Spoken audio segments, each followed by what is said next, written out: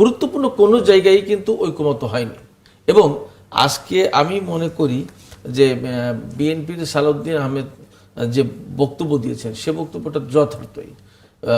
তিনি বলেছেন যে ঐকমত্য কমিশন অনৈক্য প্রতিষ্ঠার প্রচেষ্টা দিয়েছেন। এই কথাটা আমি মনে করি যে যুক্তিযুক্ত এই অর্থে যে যেখানে আলোচনা হয়ে এক জায়গায় থাকলো সেই আলোচনাকে বাইপাস করে অথবা চাপা রেখে অথবা তার সাথে এক্সটেনশন আরও কিছু অ্যানেক্স করে যুক্ত করে নতুন করে সুপারিশ দেওয়া হলো এবং সেই সুপারিশ যদি বাস্তবায়ন করা হয় তাহলে ঐক্যটা তো প্রতিষ্ঠা হইল না। সেই জায়গা থেকে পরিষ্কার করে বোঝা যায় যে জাতীয় ঐকমত্য কমিশন যে কাজটা করেছে বেসিক্যালি গত প্রায় 1 বছর ধরে, এই 1 বছরের যে চেষ্টা প্রচেষ্টা বা তাদের কর্মকাণ্ড সেই কর্মকাণ্ডের খুব বেশি ভালো কোনো রেজাল্ট আসলো না।